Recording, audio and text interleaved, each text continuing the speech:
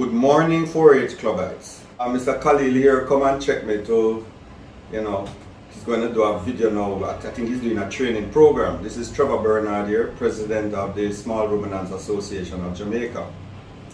As you know, I represent the farmers all over the island in both goat, sheep and rabbit rearing.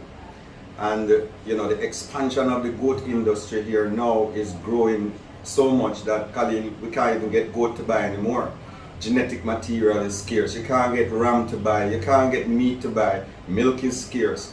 As you know, you have the value-added products, which are the milk and the skin and so many of those things. And you have the meat.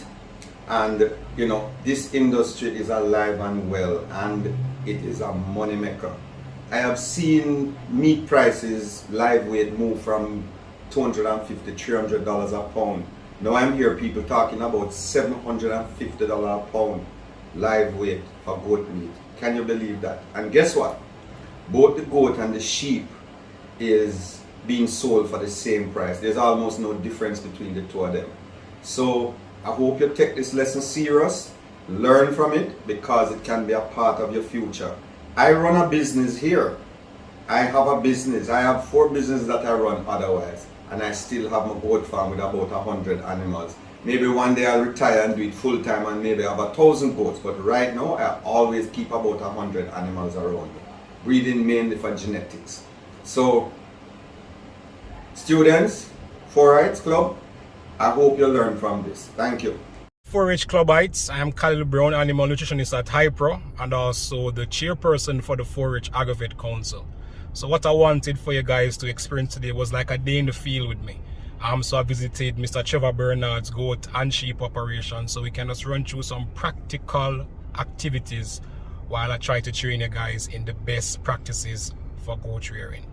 So let us walk through his operation, let us see how he feeds them, how we manage them, so you can be better prepared for your mastery level certification program.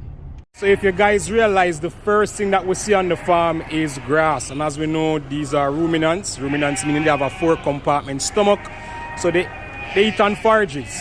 Here we have a high protein shrub called lucina, excellent for the animals. We normally dry it down and then we bat it off.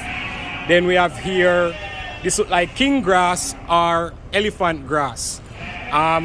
So how is it that he's going to do his feeds? That he's going to run it through this machine that they call the shafting machine, and this will cut it up into smaller particle size. So the goats and the sheep can better digest it in this form. So that is it, basically. He uses also grains and he uses also minerals. So guys, the difference between a sheep and a goat, I hope you guys understand that. For one, the tail is down, and if you go over to the goats, normally the tail is up.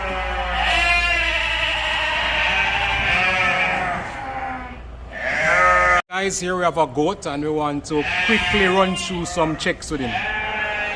What I like to observe is how alert they are.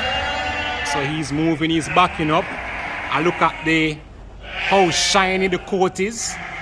I look at how he's walking, that he's walking properly, that there's not a hoof problem. I also try to look at the feces on the ground.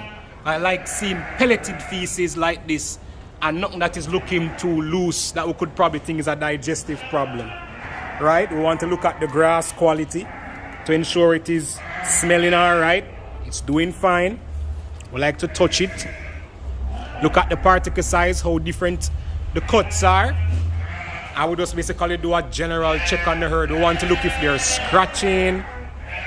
Anybody who seem isolated from the herd, everybody should be walking in a group and not isolate themselves. If we see one in a corner by himself, we'd go and check him out.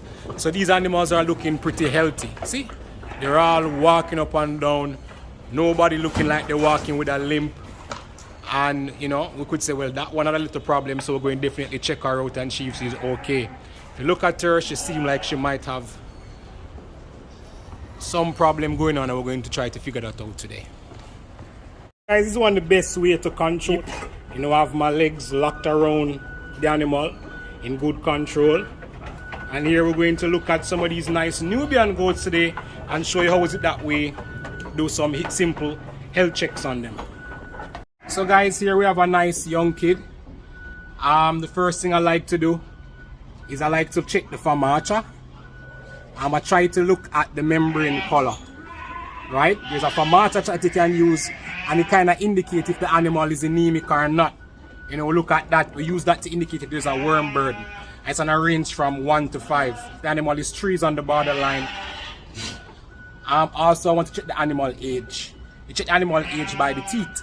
You expose the teeth and you count them, and you'll realize that this animal still have a lot of baby teeth, so this animal is definitely under 1 year old.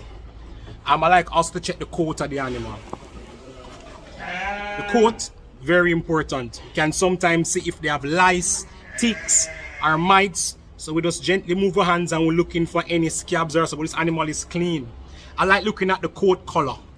You know how shiny it is. A very shiny coat color show your animal that is very well fed and that is comfortable.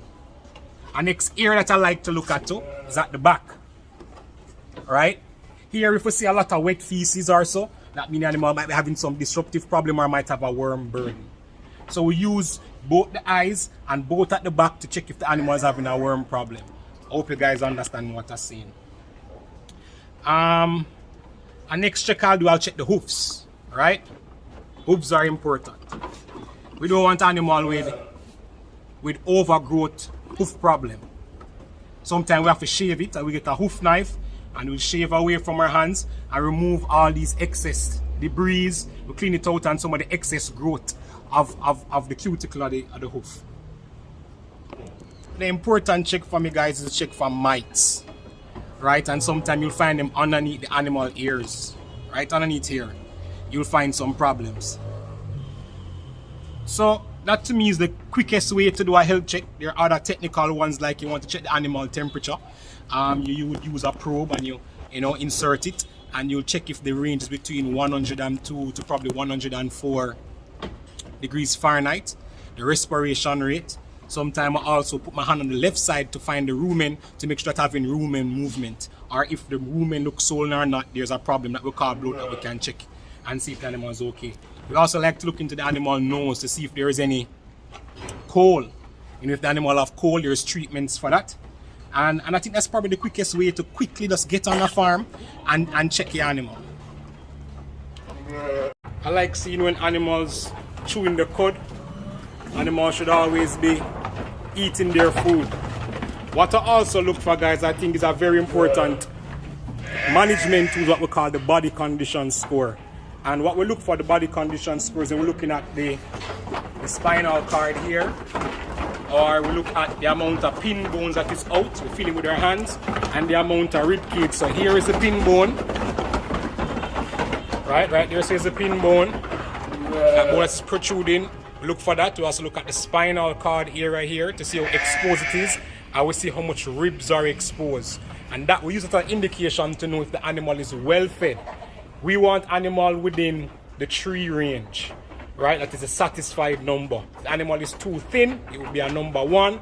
And if the animal is too fat, it will be a number 5. So you won't be seeing the pin bones or the spinal cord. And that means that animal need to undergo some exercise or a cut back on the feed that we give the animal. For hoof care, we definitely don't want hoofs looking like that. Wait guys, let me show it to you.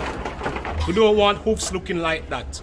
That hoof needs to be treated, it needs to be corrected, and we have to use a hoof knife to get that correction properly. Also try to listen if we hear the animal coughing. If we hear a lot of coughing, that means we have a problem. Again, it could be a cold, or it could be something like dust in the feed or dusty hay, and then we have to do some corrective measures. Something I want to point out to you guys is very important. Having water for your animals. Goats drink a lot of water. A lot of persons say that goat feed the water, goat don't drink water. That is not true. They drink a lot. Especially when they're lactating, meaning that they have kids on them. They need the water to replenish the milk that they're producing.